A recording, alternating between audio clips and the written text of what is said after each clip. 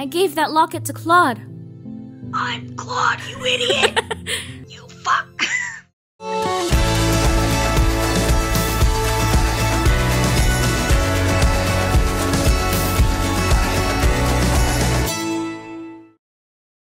Tonight is the night, and everyone is just about ready to go. I can't get this feeling of foreboding off my chest. Everyone is gathered close to the door, ready to see us off. Everyone except... Princess! Rumpel suddenly appears, a niece coming up to stand right next to him. What are you two doing here? Well, of course we came to wish you good luck. Just like everyone else here. We'll be waiting for you tonight so we can celebrate everyone's return. Be careful. Oh, Rod! Emmeline, who has been everywhere with her brothers since they came here, is standing right beside him now with a smile. I love you forever, Rod. I will pray for your safe return. Her smile wavers, and I can tell she's uncertain. She has the great knights of Caldera, 2 witches and a prince. She'll be fine. Rod's responses are curt as usual, but I cannot help but notice the hesitance in his voice. Even though he stares at me without expression, I think I can see a tinge of worry in his eyes. Rest assured that we will keep the princess safe. We're not going to let Alcaster get away with what he did to Angiel and its royal family. Parfait steps forward last. She and Delora glance at each other, and I feel as if some secret message bounces between the two of them.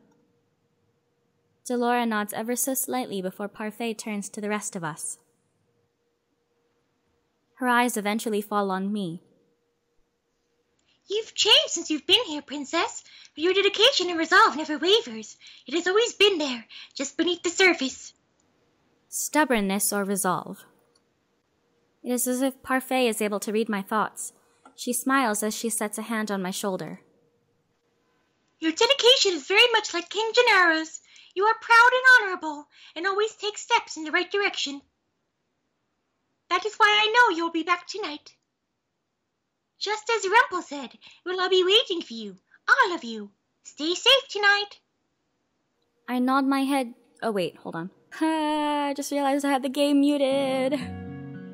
No! I nod my head as everyone gathered around begins to repeat their hearty goodbyes. It is Delora who walks away first. We all follow behind. The night has just begun. Our way to the palace gates is uneventful, but we pause some distance away from them to take shelter in a nearby alley.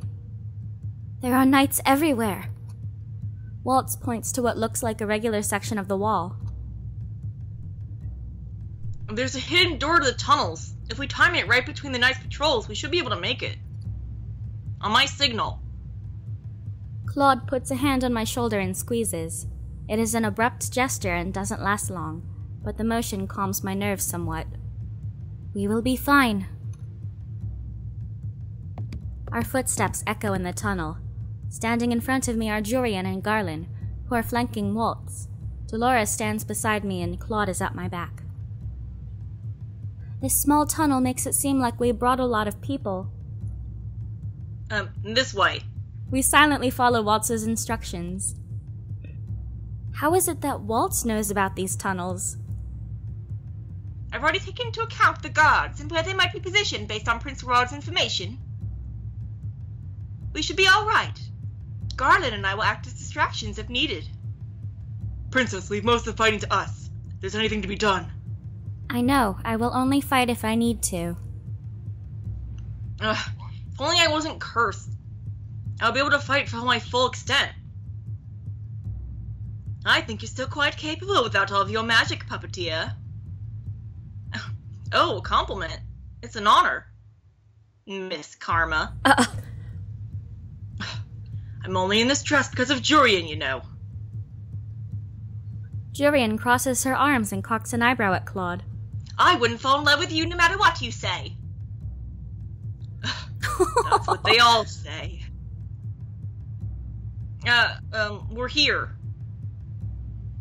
Suddenly, everyone goes quiet. I feel a lot heavier as I stare at the staircase in front of me. This should lead to the throne room. I did not know we had a secret passage in the throne room. How much does Waltz know about the palace? Immediately after we step into the throne room, we split apart to avoid the guards' gazes. I stick close to Claude and Waltz as Delora conjures a blanket of shimmering fog that envelops the guards.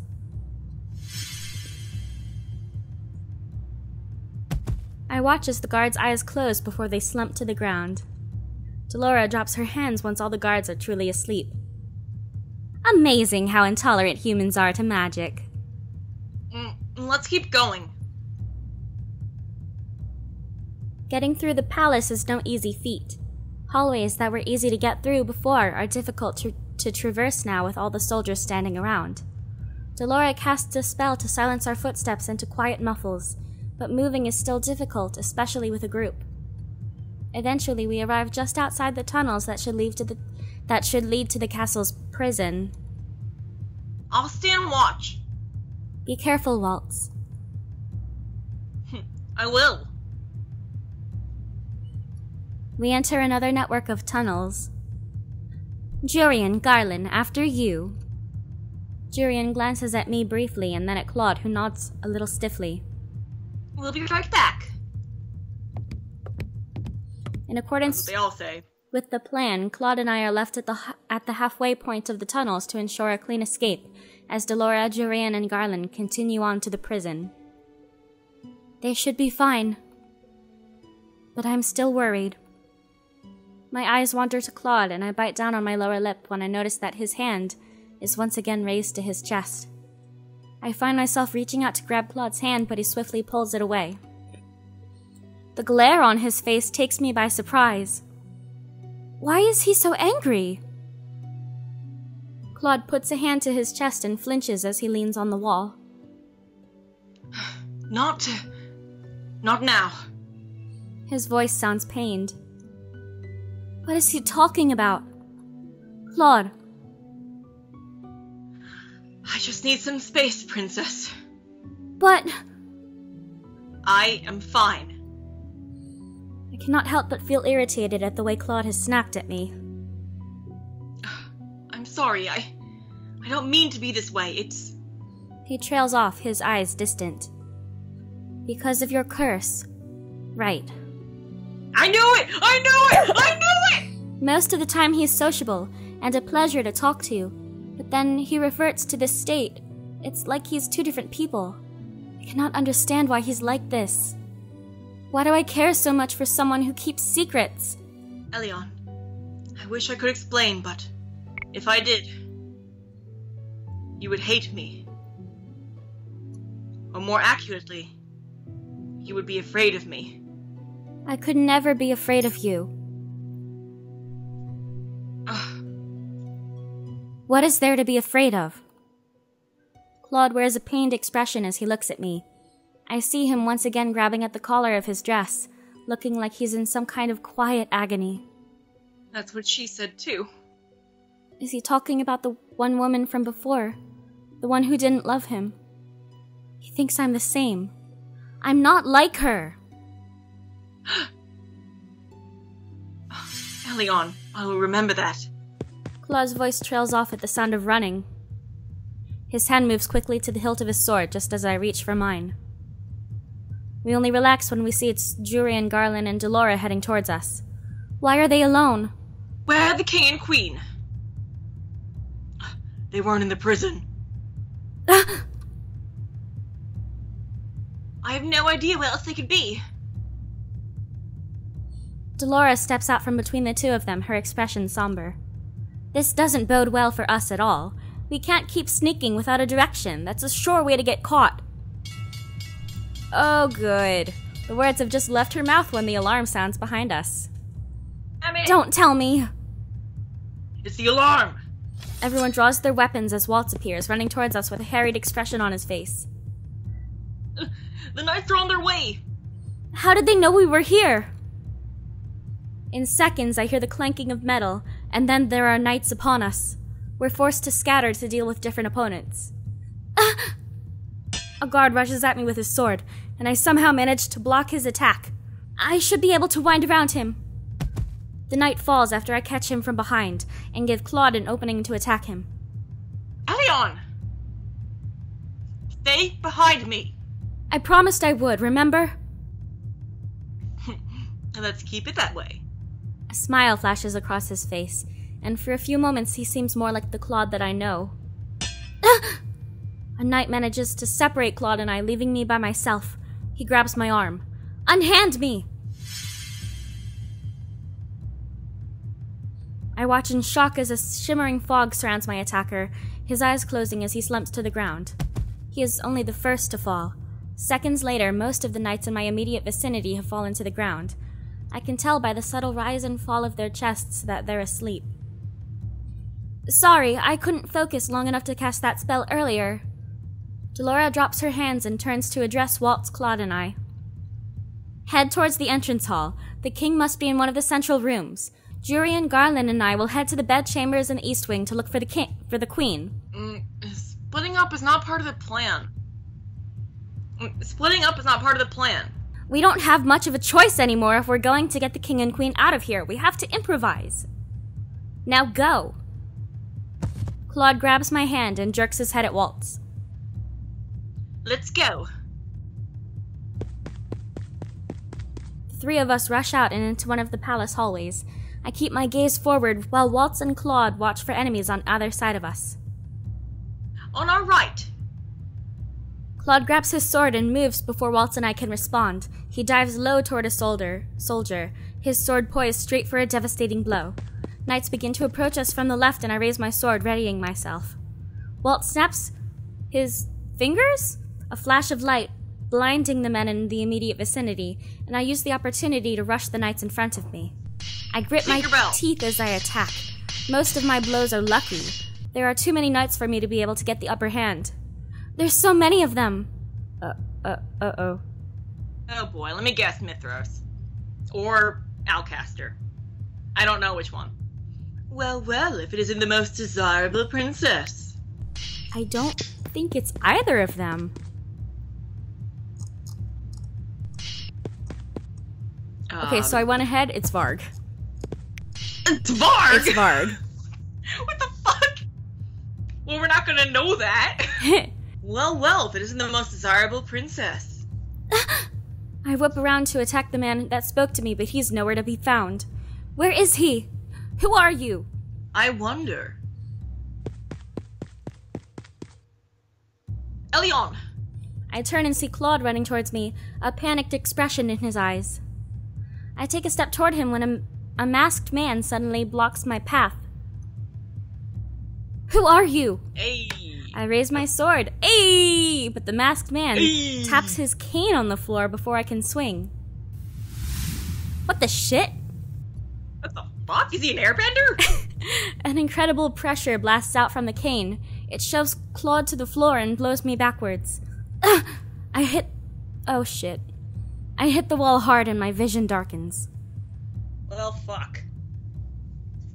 Well, Claude. Where am I? Why can't I see anything? My head hurts. Rise and shine, Sleeping Beauty. I jerk upright at the familiar voice. You're the man who knocked me out. The man laughs and I blink as I try to pinpoint the direction of his voice. Did he blindfold me? I command you to take off this blindfold. I don't take orders from princesses that no one remembers. But I am a gentleman, so I suppose I shall have to heed a lady's request. The blindfold is abruptly pulled off and I flinch at the sudden brightness. Why, hello there, princess. My captor looks at me amused. He wears a crooked grin on his masked face and a cape on his shoulders. Who is he? My eyes wander to the throne, and I cannot help but gasp at what I see. The king is strapped to the throne, hands bound, mouth covered. Your Majesty! The king pauses to look at me, his eyes containing a mixture of alarm and confusion. I turn to glare at the masked man. Let him go! No can do, princess. Though, don't you think he still looks regal sitting on his throne like that? I grit my teeth as I begin to struggle against my bonds. Struggle all you like, but you won't get out of those knots anytime soon. Who are you? The masked I'm man Batman. drops into an elegant bow. I am called Varg. Varg, what have you done to my father? Me? Nothing. Well, nothing much. I guess gagging a person and tying their hands behind their backs count as something. Are you working for Sir Alcaster? I don't work for anyone. So he's a mercenary. The door flies open and Alcaster steps in, his face full of anger. Mithros the fool! How absolutely useless he was! Varg gives a dismissive shrug. He regards me again with his mischievous smile. Well, I do agree with that wholeheartedly. That man is in the past. Here in the present, we have someone far more interesting to deal with. In the past? In the past? Is he dead? I think he's dead. Oh shit! Varg gestures at me. I glare at Varg before turning my gaze to Alcaster. I used to think Alcaster was someone to be respected. Not anymore. If it isn't the princess herself. You remember who I am? Once Mithros made the connection, it was just too obvious to be false. Could Sir Mithros remember me? Alcaster shifts his attention to the king. Gennaro, do you not remember this girl as your own blood daughter? My eyes meet the king's, but I see no recognition in his gaze. He cannot remember me. I haven't managed to break my curse yet. Why are you doing this to my father? To the kingdom? Everything I do for the kingdom. All successful rulers have run with an iron fist. Fear is the best motivation. A king that's too lenient and does not inspire fear has no business being on the throne. I just imagining someone in a marathon with an iron fist on. But the people of Angiel love their king. Before I thought that the townspeople were despicable because they hated me. Now I understand those reasons. They may have judged me as mother's daughter, which is wrong, but that does not mean they should be subject to a regime of fear. Your obligation as a ruler is to rule for the country, not for the people. Back when the queen was still alive, and this place knew the fear of the witches, they were far more productive. Fear motivates. Fear makes a man. King Alcaster. You better have a good excuse for interrupting. Oh shit! Your Highness, There's a beast! I knew it. I fucking knew it. I know I said it What are earlier you when she blathering said about, the you thing. fool? a beast! A magical beast is rampaging around the palace! Is this the dead witch's doing? What? Yep, Mithros is definitely dead. Are you sure he's not referring to Delora? Oh, I hope he means Mithros. I hope so too. Oh. Dead witch? No, Delora's fine. She has to be. Out with it. Okay. Oh my god, he's talking about Mithros. I told you. I didn't look Did ahead. Mithros I do this? assumed. It just seemed like something you'd say about Mithros. What? I cannot help myself from blurting out the question. Sir Mithros is a witch? He was a witch, but now he's dead. He turns to his knight and demands more information. I'm too shocked to hear their words. Sir Mithros, a witch? Impossible! What of the other palace intruders? We've managed to apprehend some of them, but we can't get to anyone with that beast taking us out. That damned Mithros, still a pain even after death. What did you do to Sir Mithros? Did you not hear me, girl? He's dead, killed by my hand. But why? He was helpful at first. We worked together to achieve our own personal goals. He eyes me cautiously. He wanted you, princess. If Sir Mithros was a witch, that would explain why he still remembered me. Why did he want me? Who knows? It doesn't matter anymore. I gave him my knights to assist him in his search when the witches could not, but in the end, that fool was too power-hungry. You never entered into my plans. You would have been safe, Princess, had you just stayed put. But now that you're here, you'll come in handy. Alcaster turns back to the knight, who immediately bursts into explanation once more. The beast is moving quickly. We don't know how much longer we can keep it from this room. There's a beast in the palace, and it's Sir Mithros' doing? I'm so confused. What about the others? Are they okay? Let me go, Alcaster. You are not going anywhere. It sounds like some of your friends are very persistent. They'll be coming for you, and when they get here, I will kill them.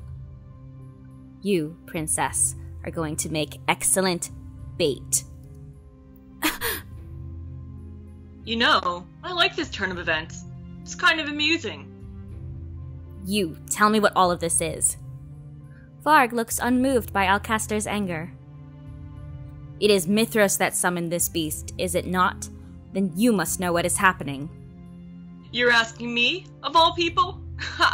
As if I would be able to answer any of your questions. You...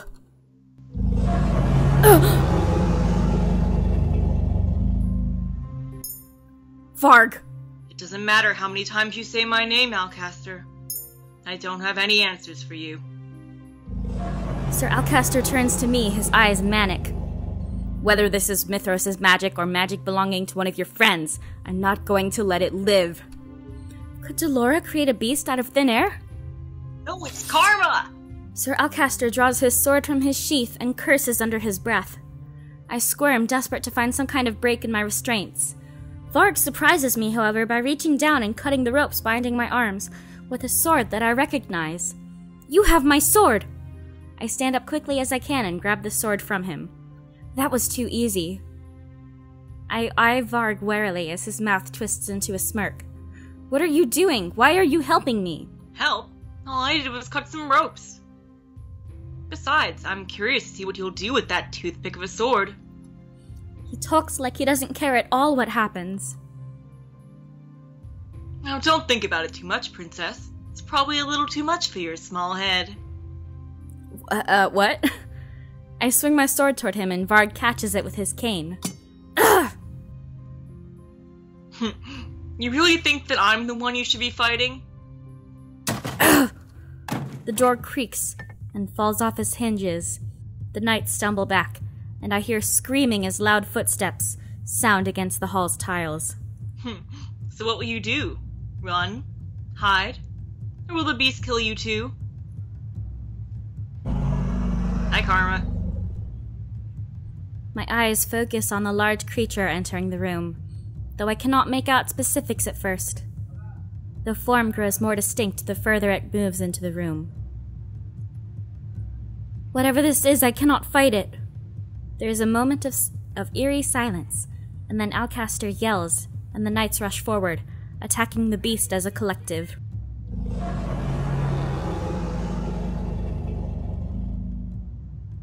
The beast throws them off with surprising nimbleness, his rage in every swipe. I dodge away just as a man's body falls on top of me. Over here, beast. Sir Alcaster rushes at the beast. I finally manage to get a clear line of sight to the king, who is still bound and helpless on the throne. The king! I have to get him out of here! I run towards the throne, but someone stops me dead in my tracks. Saving the king really shouldn't be your priority right now. I grip my teeth and swing my sword at Varg, but he easily darts away. I would be watching my back. It is then that I notice the beast slowly making its way towards me. Why would it be after me? Either I stay here and fend it off, or... Alcaster catches the beast with a broad swipe of his sword, and the two are focused once more on each other. I glance urgently at the king, and then at the doors. The beast moves again, and I realize it's once more heading towards me. There's no way I can help the king in all of this mess. I need help. I have to find the others. Hopefully Alcaster will keep this beast busy long enough for me to get them.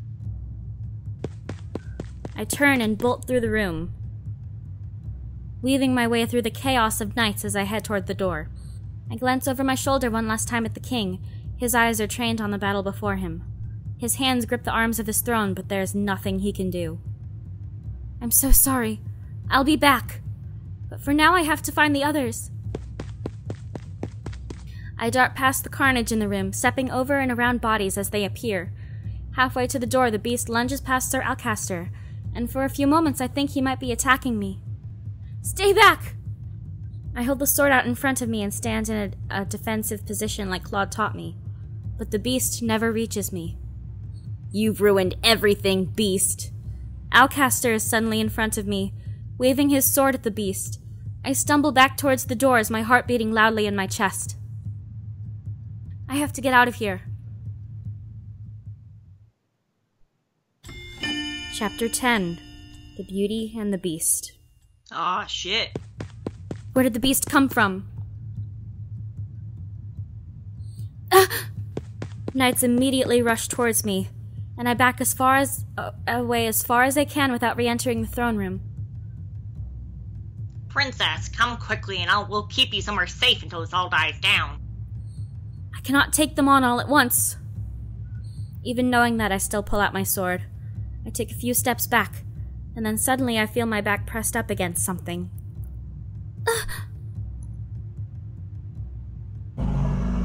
The beast stands behind me. Its back to me. I stand in its shadow, and I realize that if it turned around it could swat me to the walls just like the rest of its victims. But it's just standing there. Together. Together. The beast says nothing more. Though I still feel on edge, there's something oddly familiar about this. Claude told me once it was better to fight back to back. I will trust you for now, whatever you are. I do not know if it understands me, but I can hope. It seems more like a human than any kind of animal. Princess, get away from the beast, it will... The knight never finishes his sentence, and the beast sends him flying through the air. Why is it helping me? The knights fall like dominoes to the beast, but manage to remain standing when I strike them with my sword. Even taking down just one is so hard.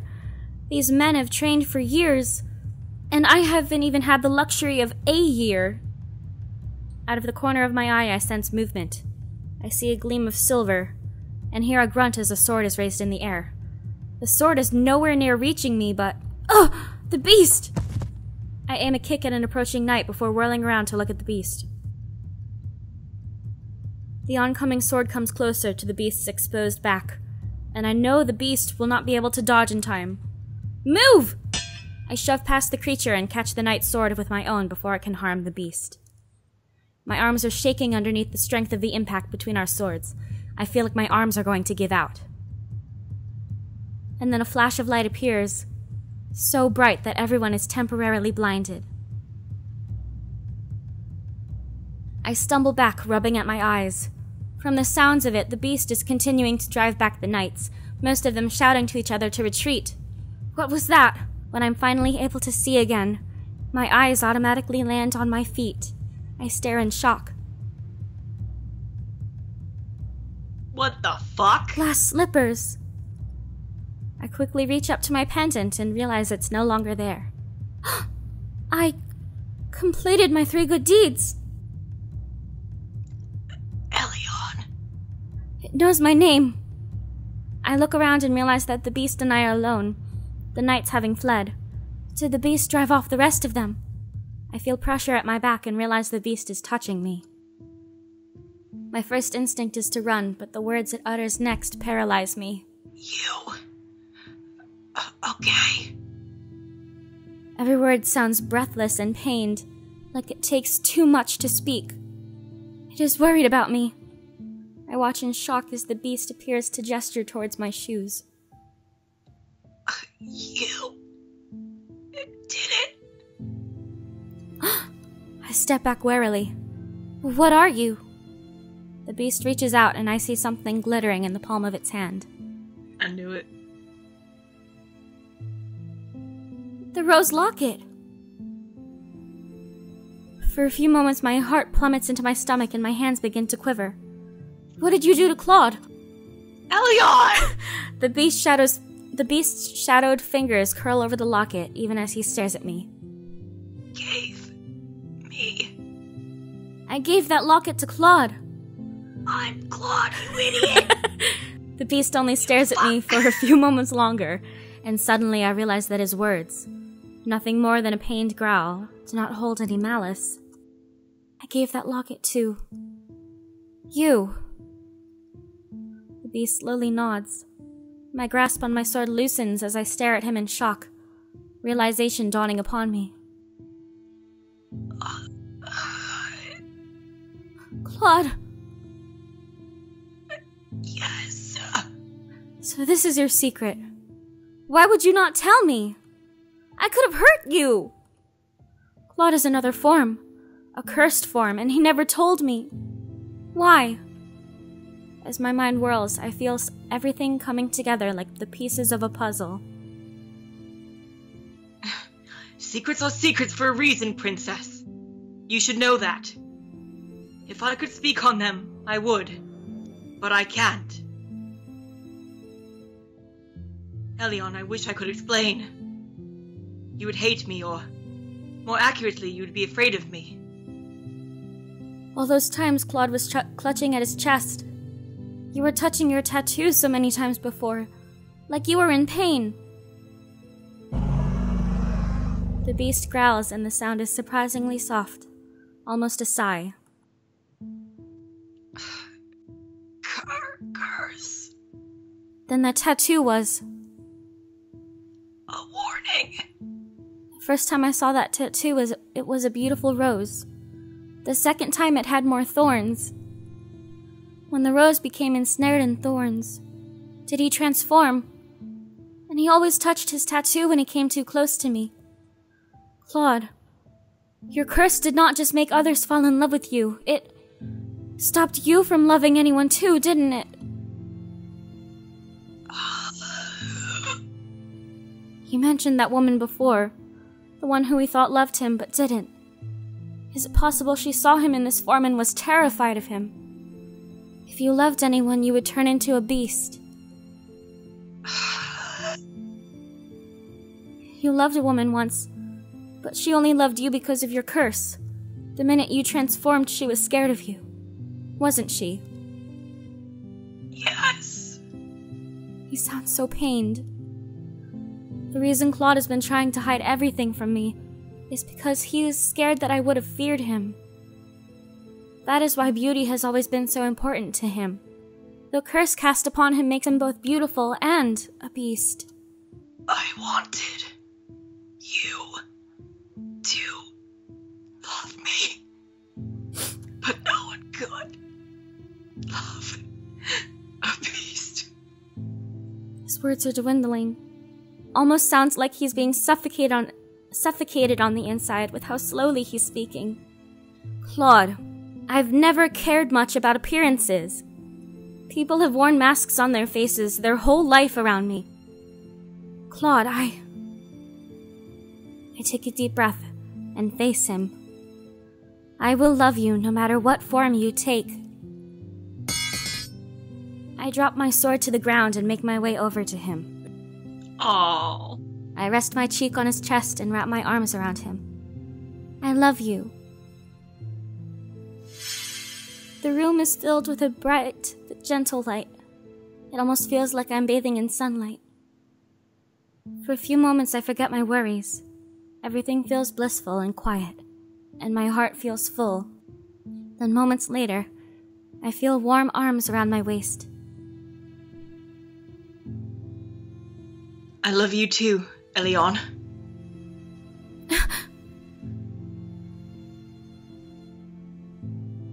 There's my boy! Oh, he's back. When I open my eyes, I still can't see anything, even though I know the light has faded. The warmth is still there too, but now I feel it immediately on my skin and I realize it's because Claude is hugging me. Not as a beast, but as a man. Did I break his curse? I realize this is the first time Claude has ever touched me for a long period of time without abruptly moving away. Tentatively, I move my hands, feeling the fabric of his shirt and the warmth of him underneath it. Claude. But before I can finish my sentence, my lips are sealed. I feel Claude's lips on mine, only briefly, but it is enough to make me suddenly feel faint. He pulls away from me with a brilliant smile. I've always wanted to do that. Elion, you're blushing. So are you! If I could, I would... Well, I'm not anymore. If I could, I would kiss you again, but we have some urgent things to attend to. The reality of the situation begins to seep back into me. My father, Varg, Alcaster, they're all still in the throne room. The king! Let's go, Elion.